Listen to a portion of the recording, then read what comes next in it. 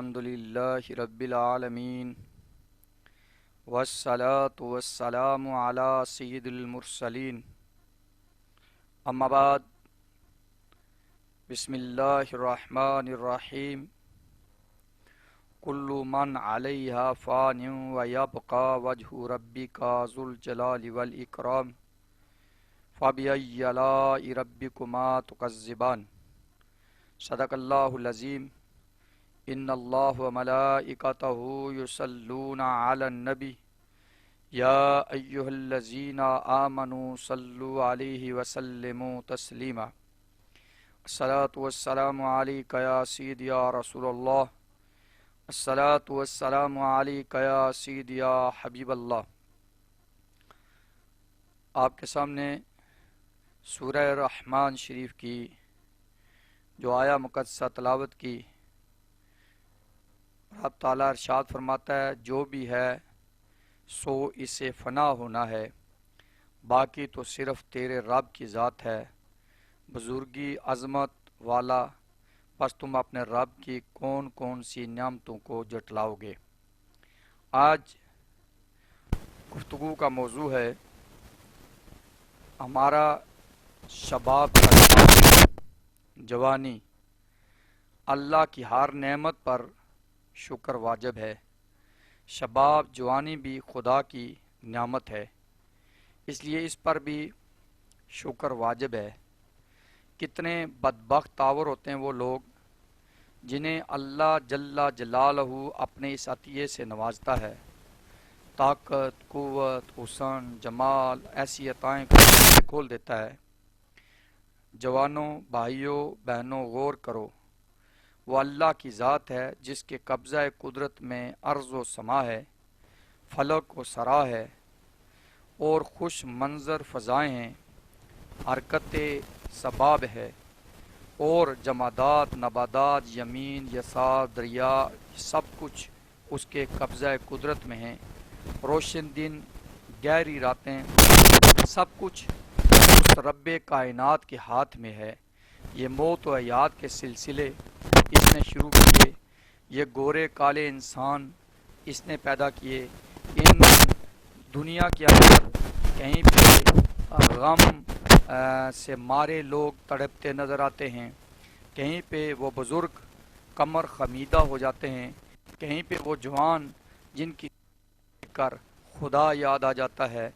وہ خالق ہے، ہم مخلوق ہیں، وہ مراد ہے، ہم مرید ہیں، وہ قادر ہے، ہم مقدور ہیں، وہ مالک ہے، ہم مملوک ہیں۔ اس رب تعالیٰ نے ساری کائنات کو پیدا فرمایا، وہ رب تعالیٰ ہے کہ جس نے بندے کو بہت کچھ عطا کیا۔ ان اللہ علی کل شیء قدیر، وہ ہر چیز پر قادر ہے۔ مانا آج تم جوان ہو، آج تم طاقت میں ہو، آج تم اپنے جیسا کسی کو نہیں سمجھتے، آج تمہاری نظر شوق ہے، اور آج تمہارے ارادے شرر ہیں، آج حسن تمہارے گرد گھومتا ہے، آج ادائیں تمہارا طواف کرتی ہیں، اور تسلیم کیا دولت بھی تمہارے پاس ہے، ثروت بھی تمہارے پاس ہے، اور دوڑتی گاڑیاں، فلک بوس عمارتیں بھی تمہارے پاس ہیں، دوستوں کی کثرت، رشتوں کی فراوانی بھی سب کچھ تمہارے پاس ہے۔ چلو یہ بھی مان لیا، چاہو تو ستارے جڑ جائیں، پہاڑ اڑ جائیں، اس لیے دنیا تمہاری ہے، اس سے بھی انکار نہیں کہ اللہ تعالیٰ نے تمہیں بہت کچھ عطا کیا، مگر ماں کا قبلہ بھی وہی اولاد ہوتی ہے، اور باپ تمہیں اپنا مقصود تصور کرتا ہے، استاد اپنا دوست، شفقت تمہارے سر دست شفقت بڑی محبت سے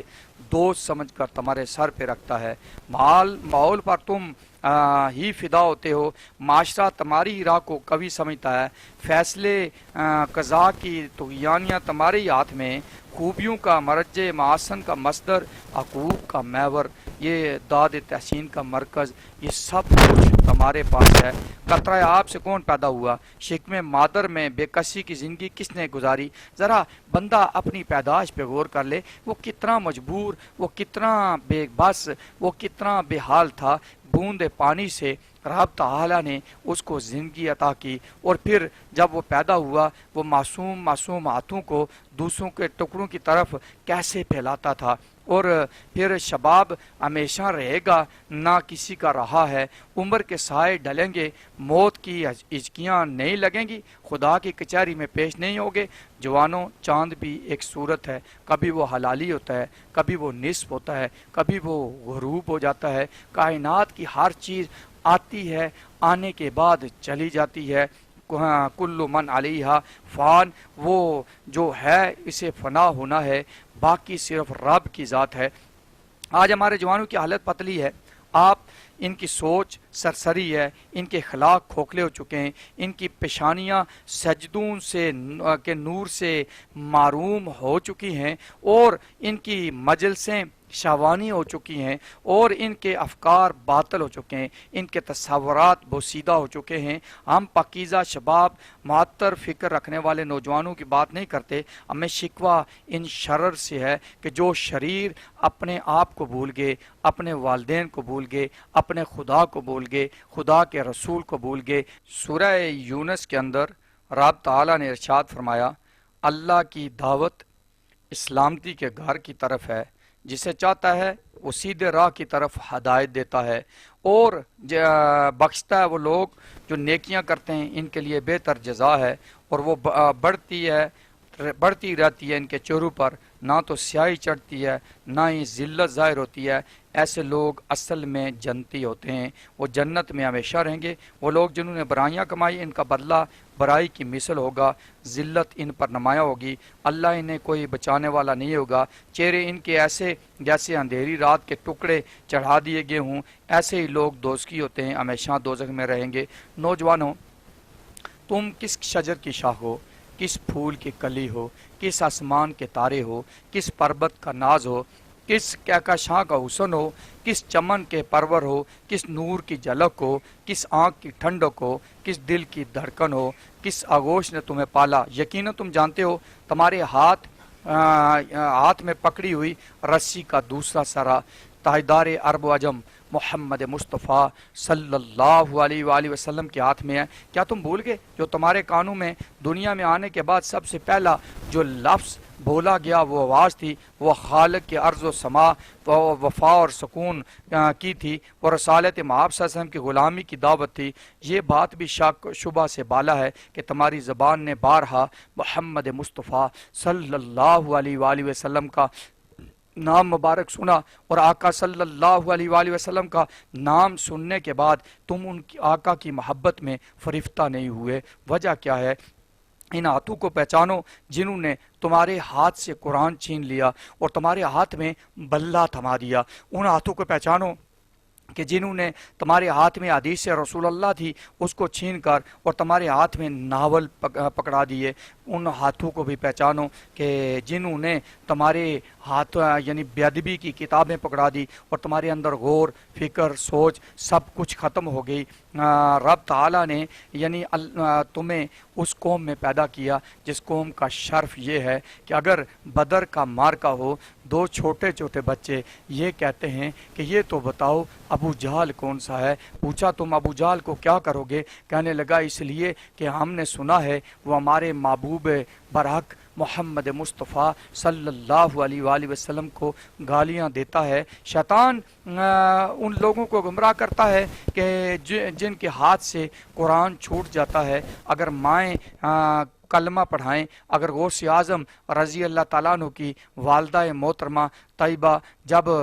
بچے کو دودھ پلائیں اور پھر قرآن کی تلاوت کریں، پھر ایک ایسا وقت بھی آئے کہ جب استاد کے پاس جائیں، استاد کہتا ہے پڑھو بیٹے الف، آپ فرماتے ہیں کہ میں پڑھتا ہوں آپ سنیں، پھر سبحان الذی اسریٰ بعبدہ یعنی 15 پارے تلاوت کر لیں، اور جب پوچھا جائے یہ آپ کو کیسے یاد ہوئے تو وہ اس وقت وہ ارشاد فرمائیں کہ میری ماں پڑھتی تھی، میں اس کو یاد کرتا رہا، کہا مجھے یاد ہو گیا زندگی کی دوڑ میں یونان کا فلسفہ، مشرق کی روایات، مغرب کے نظام سب ناکام ہو چکے ہیں۔ انسانیت نے قدیم جدید دائیں بائیں سے سب مایوس ہو کر اس حقیقت کی طرف سفر شروع کر دیا جس نے امن لینا ہے، جس نے انسانیت لینی ہے، جس نے دکھوں سے دوری حاصل کرنی ہے، جس نے سکون کی زندگی لینی ہے، وہ قرآن کو پڑھے، وہ صاحب قرآن کی زندگی کو پڑھے۔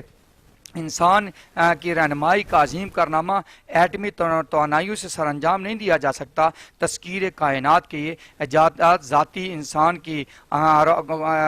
انسان کو صرف سکون دے سکتی ہے، مگر سکون قلب کہتے ہیں جسے ملتا ہے مقدر سے، ورنہ یہ دنیا کم نہیں کانٹوں کی چادر سے۔ ہو سکتا ہے نفسانی سکون کے لیے اصول کی بربادی کا سارا بوجھ اپنے بزرگوں کے کندھوں پر پھینک دیں، یا پھر یہ کہیں کہ ہم نے ایجادات تو بہت کی مگر جو اصل چیز تھی اس سے ہم معروم ہو گئے۔ آقا دو جہاں محمد مصطفیٰ صلی اللہ علیہ وآلہ وسلم جو پہلی آیات مقدسہ لے کر حرا سے نیچے اترے، اقرا بسم ربک الذی خلق خلق الانسان من علق اقرا وربک اکرم الذی علم بالقلم، وہ پہلے جو الفاظ تھے پڑھ، یعنی پڑھنا یعنی علم حاصل کرنا، یعنی وہ علم کون سا تھا؟ وہ علم تھا قرآن کا علم، وہ علم تھا صاحب قرآن کا علم۔ اور نوجوانوں، اس وقت تمہاری سوسائٹی وہ امام بن چکی ہے جس کا ہر کارکن ننگا کھڑا ہے، بجائے اس کے کہ وہ بے حیائی کا یہ انداز تم خود اپناؤ، اس کے خلاف سینہ سپر ہو جاؤ، حضور علیہ السلام کی سنت کے مطابق ایک ایسے جہاد کا آغاز کرو جس کے نتیجے میں خدا کا دین تمام شؤون حیات میں غلبہ حاصل کرے، حتیٰ یکون الدین للہ۔ شاید اپنی جگہ تم یہ امید لگائے بیٹھے ہو کہ زندگی کا یہ عالی مقصد پورا کرنے کے لیے 1 ارب مسلمان موجود ہیں، 50 سے زیادہ اسلامی ریاستیں ہیں، مگر ہماری حالت یہ ہے جب سے ہم نے وہ طریقہ چھوڑا جو طارق بن زیاد یعنی کشتیاں جلا کے جب اس نے اسپین پہ حملہ کیا تو پھر کیا ہوا تھا کہ وہاں کے وہ اس علاقے کو فتح کرنے کے بعد کتنی صدیوں تک مسلمانوں نے وہاں حکومت کی۔ وہ کون سا جذبہ تھا کہ محمد بن قاسم اگر 3000 کا لشکر لے کر سندھ پر حملہ آور ہوتا تھا تو سندھ فتح ہو جاتا ہے؟ وہ کون سا جذبہ تھا کہ جس میں مسلمان اگر چاہتے، نوجوان اگر چاہتے تو ایک بات کر دیتے، وہ ہو جاتی تھی؟ وہ اصل مسئلہ یہ تھا کہ اس وقت صرف عشق مصطفیٰ تھا، محبت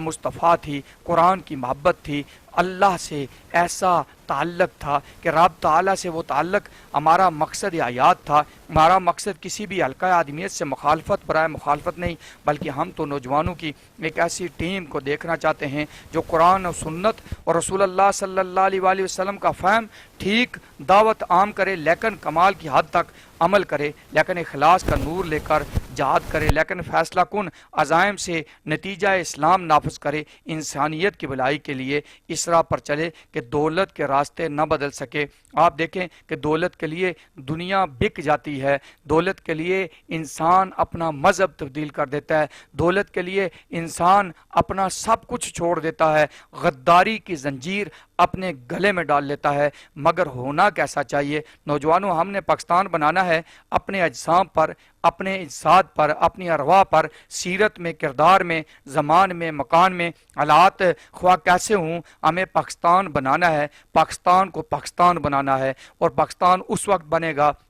کہ جب ہم پیر جماعت علی شاہ کی طرح یہ نہیں کہیں گے کہ ہم مجبور ہیں، بلکہ جماعت علی شاہ کی طرح سب کچھ پیش کر دیں گے، اور جب یہ کہیں گے کہ یہ ملک بننا چاہیے تو پھر اللہ تعالیٰ ہماری رہنمائی بھی کرے گا۔ اس ملک میں جو افراتفری ہے وہ بھی ختم ہوگی۔ جہاں قرآن نہیں، جہاں نبی کی سنت نہیں، جہاں اسلام کا نور نہیں، پاکستان نہیں، وہ امرا کا عشرت قدح بن جاتا ہے۔ آج آپ دیکھ سکتے ہیں غریب غریب تر ہوتا جا رہا ہے، امیر امیر تر ہوتا جا رہا ہے۔ اس کی بنیادی وجہ صرف اور صرف یہ ہے کہ ہم نے قرآن کو پڑھنا چھوڑ دیا، ہم نے رسول اللہ صلی اللہ علیہ وآلہ وسلم کی سیرت طیبہ کو پڑھنا چھوڑ دیا۔ آپ اس بات سے بھی اندازہ لگا سکتے ہیں مدینہ طیبہ میں آقا صلی اللہ علیہ وآلہ وسلم جب ہجرت کر کے تشریف لائے، وہ کون سا جذبہ تھا، وہ کون سا طریقہ تھا کہ صحابہ کرام رضوان اللہ اجمعین مدینہ طیبہ آتے ہیں اور جس کے پاس مکان ہے وہ مکان 2 حصوں میں تقسیم کر دیتا ہے، جس کے پاس 2 جانور ہیں ایک انصار اور دوسرا مہاجر کو دے دیتا ہے۔ وہ جذبہ تھا کہ جس میں مسلمان اور مسلمان وہ سب ایک حصہ اور جسم کا ایک حصہ تصور کرتے تھے. آج مسلمان کو مار رہا ہے، مسلمان کو دکھ دے رہا ہے، اور پھر بھی ہم یہ کہتے ہیں. اور اگر ہماری امید ہے تو وہ امید صرف نوجوانوں پہ ہے، کیونکہ در جوانی توبہ کردن شیوہ پیغمبری، کہ جوانی کے اندر توبہ کرنا یہ پیغمبروں کا شیوہ ہوتا ہے. تو پگیاڑ اگر بوڑھا ہو جائے تو وہ بھی غار میں بیٹھ کر مکھیاں مارتا ہے، کہتا ہے کہ میں آج بڑا نیک ہو گیا ہوں، پارسا ہو گیا ہوں. نوجوانوں، ماں باپ کا ادب کرو، لباس ہمیشہ سادہ پہنو، علم سیکھتے رہو، خیانت سے بات رہو، وعدوں کا پاس کرو، وقت کی پابندی کرو، اللہ کے محبوب بندوں کے مزارات پر حاضری دیتے رہو، جھوٹ کسی بھی حالت میں نہ بولو، ساتھیوں کی عیب پوشی نہ کرو، رشتہ داروں کے حقوق ادا کرو، نیکی کا کام حکم دیتے رہو، برائی سے منع کرتے رہو، بے شک اللہ تم سے راضی ہوگا. رسول اللہ صلی اللہ علیہ وآلہ وسلم کی تم پر شفاعت نصیب ہوگی، اور تاریکیوں میں روشنیوں کے انقلاب لانے والی ذات رائے حق میں وہ ساتھی نصیب ہوں گے کہ جن کی تکمیل کے مقصد کی منزل آسان ہو اور زندگی کا سفر سکون سے گزرے. یہ یاد رکھیں کہ زندگی آخر برف کی طرح پگھل ہی جائے گی. ایک دن ہم نے جانا ہے، پھر اعلان ہوتا ہے کہ آگاہ اپنی موت سے کوئی بشر نہیں، سامان 100 برس کا پل کی خبر نہیں. وہ وقت آنے سے پہلے توبہ کر لو، وہ وقت آنے سے پہلے اپنی قوم، اپنی ملت، اپنے ملک پاکستان اور اپنے مسلمانوں کے لیے وہ کام کرو جس میں یکجانیت ہو، جس میں ایک دوسرے کا دکھ درد تقسیم ہو، جس میں لوگ اس انداز میں زندگی گزاریں کہ اگر اصحاب صفا کے چبوترے پر بیٹھے ہوئے وہ چند لوگ جن کا کوئی ملک نہ ہو، جن کے کوئی اپنا گھر نہ ہو، مگر خدمت کرنے والے جوک در جوک اس انداز میں آئیں کہ حسنین کریمین بھی ان کے لیے کھانا لے کر آئیں. یہ اسوہ حسنہ، یہ اسوہ رسول اللہ، یہ سیرت صحابہ کو ہم اپنائیں گے تو ہماری زندگی بنے گی. تب بھی ہمارے رمضان کا فائدہ ہے، تب بھی ہمارے روزوں کا فائدہ ہے، تب بھی ہمارے نیک اعمال کا فائدہ ہے، تب بھی ہمارے اس پورے عبادت کا فائدہ ہے. اور محبت بھی ہو تو بلال جیسی ہو کہ جب مدینہ طیبہ میں رسول اللہ کے در پہ حاضر ہوں تو پھر کیا کرتے تھے کہ اذان پڑھنی، اشہد ان محمد رسول اللہ جب کہا جاتا تو وہ انگلی سے اشارہ کیا جاتا، یہ محمد مصطفیٰ ہیں. جب آقا دنیا سے تشریف لے گئے تو اس انداز میں محبت ہونی چاہیے کہ حضرت بلال شام چلے گئے اور پھر مدینہ طیبہ نہیں آئے. ایک دن رات کو آقا صلی اللہ علیہ وسلم ایک شب کو حضرت بلال کے خواب میں آتے ہیں، ارشاد فرماتے ہیں بلال یہ کیسی محبت ہے، مدینہ چھوڑ کے یہاں آگے. پھر حضرت بلال جب مدینہ میں آئے، عجیب سما تھا کہ مدینہ کی گلیوں میں داخل ہوئے جن کا اپنا کوئی خاندان، جن کا اپنا کوئی بہت بڑا پیسے جائیداد کا سسٹم نہیں تھا، ایک غلام زادہ جو آزاد ہوئے تھے، اور اللہ نے شرف یہ عطا فرمایا تھا، محبت رسول کا یہ انداز بھی بڑا نرالا تھا کہ مدینہ میں جب آئے تو پھر کیا ہوا کہ آوازیں بلند ہو رہی تھی، مؤذن رسول آ رہا ہے. اور پھر جب حضرت بلال آئے تو لوگوں نے کہا اذان پڑھو، مانتے نہیں تھے. پھر امام حسن امام حسین نے ان کو کہا اذان پڑھو. جب اشہد ان محمد رسول اللہ کہا تو سامنے رسول اللہ موجود نہیں تھے. بلال غش کھا کے گر پڑے. نوجوانوں وہ کون سی محبت تھی کہ پھر اس کے بعد کہا جاتا ہے کہ حضرت بلال اذان نہیں پڑھتے تھے کیونکہ رسول اللہ ان کو ظاہری طور پہ نظر نہیں آتے تھے. یہ محبت کا انداز ہوتا ہے کہ رسول اللہ سے محبت ہماری ہونی بھی یہ چاہیے، کیونکہ ہم ایک لفظ پہ سب جمع ہیں کہ ہمیں لوگ مسلمان کہتے ہیں. ایک وہ عربی ہے، وہ عجمی ہے، وہ سندھی ہے، وہ بلوچی ہے، وہ ہندوستان کا رہنے والا ہے، وہ کشمیر کا رہنے والا ہے، وہ سعودی عرب کا رہنے والا ہے، وہ سارے کے سارے ایک لفظ پہ جمع ہیں جس کا نام ہے مسلمان. اور ہمیں کوشش بھی کرنی چاہیے ہم مسلمان بنیں. اللہ تعالیٰ ہمیں رسول اللہ صلی اللہ علیہ وآلہ وسلم کی محبت عطا فرمائے، محمد بن قاسم کی طرح ہمیں بہادری عطا فرمائے، حسنین کریمین کی طرح ہمیں عشق عطا فرمائے. وما علینا الا البلاغ المبین.